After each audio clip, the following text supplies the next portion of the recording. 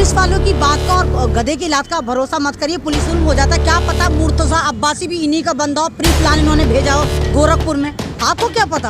आपको नहीं लगता कि कभी अजान से प्रॉब्लम, कभी नमाज से प्रॉब्लम, कभी हिजाब से प्रॉब्लम, कभी हलाल से प्रॉब्लम, कभी झटके से प्रॉब्लम, कभी हर तरह से इनके इशू उठा रहे ताकि असली मुद्दों से भटकाकर पब्लिक जो है हलाल हराम में अटकी रहे। अमन, ये बताइए कि जिस तरीके से एक महान ये धमकी दे रहा है कि मुस्लिम महिलाओं को अपने घर में ला के रेप करूंगा, आप क्या कहेंगे उस पर?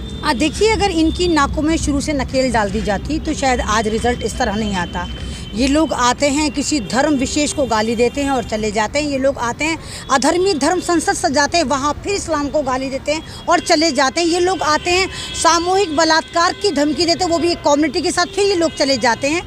तो यहाँ पर एक तरह से संविधान का बलात्कार हो रहा है। ये डायरेक्ट का डायरेक्ट अगर आप देखें तो भारत में पहली बार 75 साल में अगर किसी चीज़ का बलात्कार हो रहा है तो वो संविधान का बलात्कार हो रहा है। लगातार बलात्कार हो रहा है कि ये धर्मी आते हैं, कुछ भी बोलते हैं और चले जाते हैं और सरकार चुप रहती है। यही काम अगर एक दफ़ा को कोई दलित कर देता तो साथ कुछ तो उसकी आराम कर देते। मुसलमान तो खैर इस तरह की कोई हरकत कर ही नहीं सकता, ना वो सोच सकता। तो इस तरह की आवाज़ें अगर निकलती हैं, इस तरह की नफरतें अगर निकलती हैं, जिस महिला को हम कहते हैं कि हमारा सम्मान है, भारत माता की जय कहते हैं, उस महिलाओं के लिए यानी खाली मुस्लिम महिलाओं के लिए ये कहा जाए कि उनका हम रेप करेंगे, उनका सामूहिक बलात्कार करेंगे और सरकार चुप रहे, तो ये वाली इस बात को दर्शाता है कि भारत में मुसलमानों पर किस कदर अत्याचार करा जा रहा है और किनके राज में करा जा रहा है। ये टोटल का टोटल एक नैरेटिव सेट करा जा रहा है आरएसएस द्वारा कि किसी भी तरह भारत में मुसलमानों का जेनोसाइड करा जाए।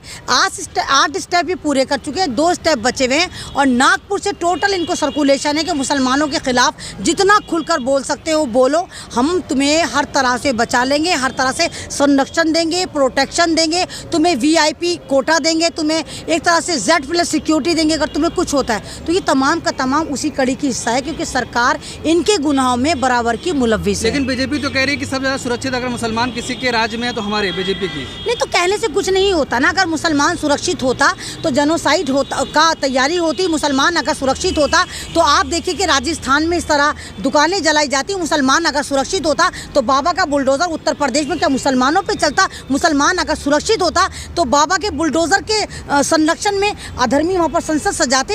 ये तो गलत बात है। ये तो ट्विटर पे आप कुछ भी लिखती है कि हम मुसलमानों को संरक्षण दे रहे हैं, मुसलमान सुरक्षित है। सबसे ज़्यादा अगर मुसलमानों पर जुल्म हो रहा है, एक तरह से किरदार कुशी हो रही है, उनके किरदार को एक तरह से दागदार करा जा रहा है, उनके खिलाफ एक अभियान चलाया जा रहा है, तो बीजेपी सरकार के द्वारा चलाया जा रहा है। अमन, ये बताइए कि जिस तरीके से देश में अजान मुद्दा बनाया जाए, हिजाब मुद्दा बनाया गया है, हलाल मुद्दा बनाया गया है और फिर जो देश में महंगाई बढ़ रही है, पेट्रोल डीजल, क्या इसको दबाने के लिए सब किया जा रहा है? नहीं, देखिए कि लीमू ने दांत खट्टे कर रखे हैं। लीमू 400 रुपये किलो, यानी जो लीमू किसान 10 रुपये किलो बेचता होगा खेत में, वो दुकान तक आके 400 रुपये किलो हो गए।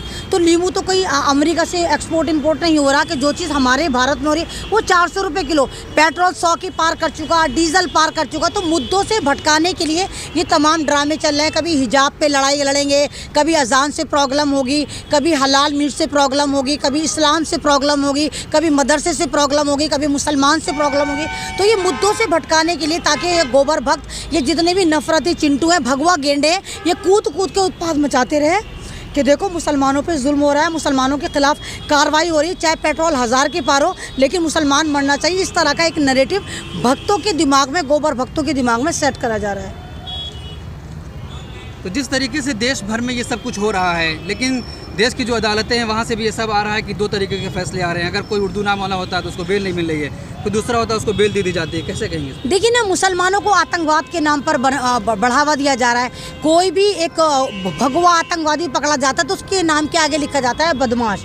लेकिन अगर मुसलमान किचन का चाकू लेकर भी पकड़ा गया तो ओए बहुत बड़ा आतंकवादी पकड़ लिया, पाकिस्तान से तार, अफगानिस्तान से तार, यहाँ पर ट्रेनिंग, वहाँ पर ट्रेनिंग। यानी अगर किचन की छुरी भी लेकर आ जाए और AK-47 में भी अगर कोई पकड़ा जाता है, अभी आपने देखा उत्तर प्रदेश में पकड़ा गया, तो वहाँ पर सिर्फ बदमाश लिख दिया जाता है। तो ये पूरा का पूरा एक ड्रामेबाजी कर रहे हैं देश को बर्बाद करने के लिए, मुसलमानों को ख़त्म करने के लिए। आप देखिए कि देश का इन्होंने ऐसी तैसी मार दी है, सारी चीज़ें इन्होंने बेच डाली, लेकिन हर चीज़ का जिम्मेदार कौन है? भारत का मुसलमान है।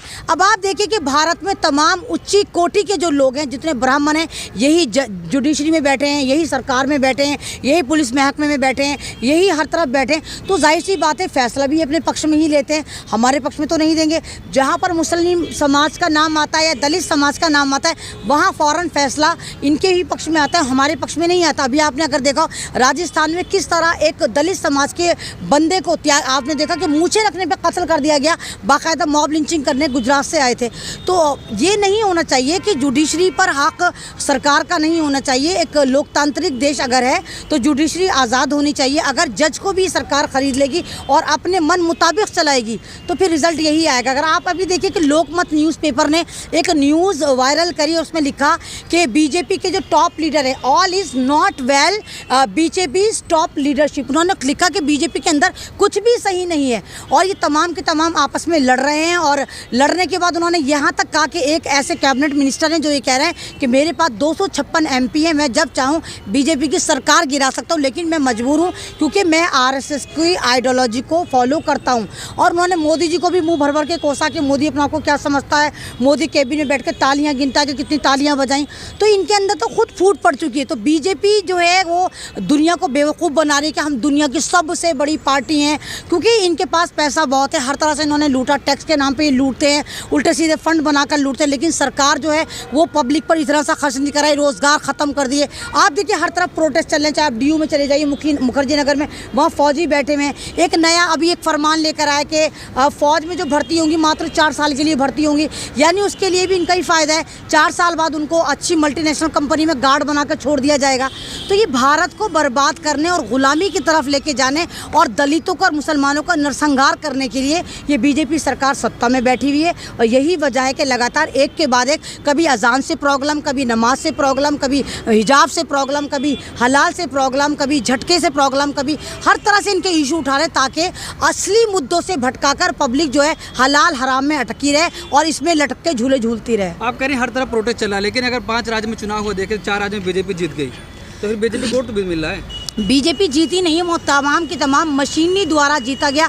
आप उत्तर प्रदेश में देखिए किस तरह आप स्ट्रांग रूम में मशीनें ले लेके भाग रहे हैं, मशीनों में जालसाजी कर रहे हैं, रातों को आवाज़ आ रही है कि मशीनें चल रही हैं, EVM में घोटाले चल रहे हैं। आप खुद देखिए ना, उत्तर प्रदेश में आप एक पार्टी बता दी जिसका मेंबर पिटा हो। क्या ओवैसी जी की पार्टी का कोई मेंबर उत्तर प्रदेश में पिटा? क्या अखिलेश का पिटा, मायावती का पिटा, चंद्रशेखर आज़ाद का पिटा? कोई भी पार्टी का मेंबर या किसी भी पार्टी की रैली में किसी की पिटाई नहीं सिवाय बीजेपी के। तो कैसे यकीन कर ले कि फिर वहाँ पर बीजेपी आ जाए?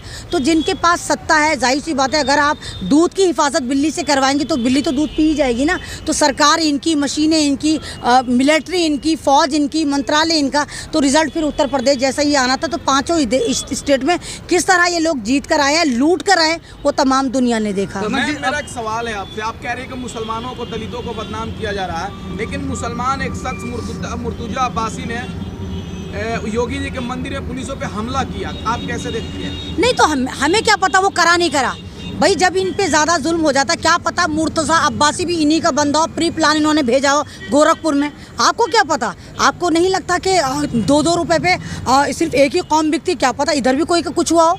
हम कैसे यकीन कर लें कि इतनी हाई सिक्योरिटी में तमाम दिमाग डाइवर्ट करने के लिए, मुसलमानों को फिर जेनोसाइड करने के लिए, नरसंहार करने के लिए, क्या पता इन्हीं का प्यादा हो जिसको भेजा हो। सारी कौम एक सी नहीं होती, 5 उंगली बराबर नहीं होती। मैं ये नहीं कह रही कि मुसलमान ही दूध के धुले होते हैं, कमियां हर एक में होती हैं। दलित दूध के धुले होते हैं या ब्राह्मण दूध के धुले होते हैं। कोई भी कम्युनिटी में सारे फरिश्ते नहीं होते, ऊंच नीच सब में होती है। तो मुर्तज़ा को अगर ये टैग करा जाए कि मुसलमान था, वो मुसलमान होता तो मंदिर में जाता ही ना, क्योंकि मुसलमान कौम जो है वो सिखाती है तमाम मज़ाहिब का एहतराम करो, तमाम मज़ाहिब को इज़्ज़त दो। वो मुसलमान होता तो इस तरह की हरकत करता ही ना। वो मुसलमान होता इस तरह किसी के मज़हब पर हमला ही नहीं करता। वो मुसलमान था ही नहीं, वो ज़रूर इन्हीं का पिट्ठू रहा होगा। मैम, जिस तरीके से सब लोग सच्चाई दिखा रहे हैं, उन्हीं को मारा पीटा था। जिस तरीके से मध्य प्रदेश में कल पत्रकारों को नंगा कर दिया गया, तो अब उस पर पुलिस कह रही है कि हमने उनका कपड़ा इसी उतार दिया, कहीं फांसी न लगा ली, तो आप क्या कहेंगे? नहीं, ये तो मैं तो उल्टा आपसे ही इसका काउंटर सवाल करना चाहूँगी। आपको डर नहीं लगता कि आप इतने धड़ल्ले से सवाल उठाकर मेरे पास आ जाते हैं, दूसरों के पास पहुँच जाते हैं? आपको नहीं लगता कि मध्य प्रदेश में जो वो आपके साथ हो सकता है? आपको नहीं लगता कि जितनी बेइज्जती पुलिस ने मध्य प्रदेश में पत्रकारों की करी वो आपकी भी हो सकती है? ये पुलिस एक डरा रही है क्योंकि उनको पता है कि मध्य प्रदेश में एक पूरा का पूरा हिटलर शाही चलती है। तमाम गैंगरेप वहाँ होते हैं, तमाम मॉब लिंचिंग वहाँ होती है, तमाम कस्टोडियन मौत मध्य प्रदेश में होती है। तो उन पत्रकारों को जलील करने के लिए, क्योंकि उन्होंने एमएलए के खिलाफ लगातार अपने न्यूज़ पोर्टल पर लिखा भी था और वीडियो भी चलाई थी, तो थानेदार ने उन सबको बुला के नंगा करा, उनको मारा पीटा। बाकायदा पुलिस वालों ने वीडियो भी बनाई, फ़ोटो भी बनाए। उन तमाम 12 पत्रकार थे जितने भी थे, उनके फ़ोटो को उन्हीं के व्हाट्सएप पे भेज के सर्कुलेट भी करा। तो ये पुलिस एक डराने की राजनीति करना चाहती है, लेकिन इनको ये नहीं पता था कि हम दुनिया में इतने बदनाम होंगे। अब मजबूरी में इन्होंने उन 2 टुल्लों को सस्पेंड कर दिया है। तो ऐसे तो कुछ भी बयान दे सकते हैं। आपको पता होगा अभी कासगंज में किस तरह 1.5 फुट की टोंटी से अल्ताफ को फांसी पे इन्होंने लटका के कहा था कि सुसाइड कर ली, मार के टोंटी पे लटका दिया था। तो पुलिस वालों की बात का और गधे की लात का भरोसा मत करिए। पुलिस वाले इस वक्त भारत में एक ऐसी जीव का नाम हो चुका है जो सर्टिफाइड गुंडे हैं। ये वर्दी की आड़ में सिर्फ जुल्म करते हैं। कुछ पुलिस वाले अच्छे भी हैं, जैसे आपने देखा कि राजस्थान में एक पुलिस वाला वायरल हो रहा है जहाँ वो छोटी सी बच्ची को जान बचाकर लेकर भागता हुआ नजर आ रहा है। इंसानियत हर जगह हो सकता है 2-1% पुलिस वालों में भी रही हो, लेकिन इनकी ज़्यादातर तादाद, पुलिस वालों की तादाद जो है सरकार के साथ गुंडाई करती नज़र आती है, इनको सपोर्ट करती नज़र आती है, इनके गुंडों को संरक्षण देती नज़र आती है। अगर पत्रकार पर हमला कर रहे हैं तो आप कुछ सोचिए कि देश का क्या हाल होगा जहां पत्रकारों को मारा जा रहा है। आपने लखीमपुर में देखा होगा, लखीमपुर खीरी में किसानों के साथ 2 पत्रकारों को मारा गया था। अभी आपने दिल्ली में बुराड़ी में देखा होगा किस तरह मुसलमान जो थे 2 पत्रकार, उनको किस तरह मारा गया, उनके खिलाफ FIR करी गई। तो ये चाहते हैं कि जो एक सच नज़र आता है, जो आपके माध्यम से नज़र आता है, सोशल मीडिया के माध्यम से नज़र आता है, ये आपकी आवाज़ को बंद करना चाहते हैं। आपको भी इसी तरह मुख बधिर बनाना चाहते हैं जिस तरह ये डिजिटल तवायफ जो मुजरे कर रही है बीजेपी के अंगना में। ये चाहते हैं या तो आप डर कर बैठ जाएं, या फिर अगर आप अंगना में मुजरे करें तो बीजेपी के अंगना में मुजरे करें, आप हकीकत मत दिखाएं। यही वजह है कि मध्य प्रदेश में पत्रकारों की इतनी बेहुरमती करी गई, उनको नंगा करा गया, उनको वायरल करा गया, उनको मारा पीटा गया और लोकतंत्र देश में एक संविधान का मजाक उड़ाया गया।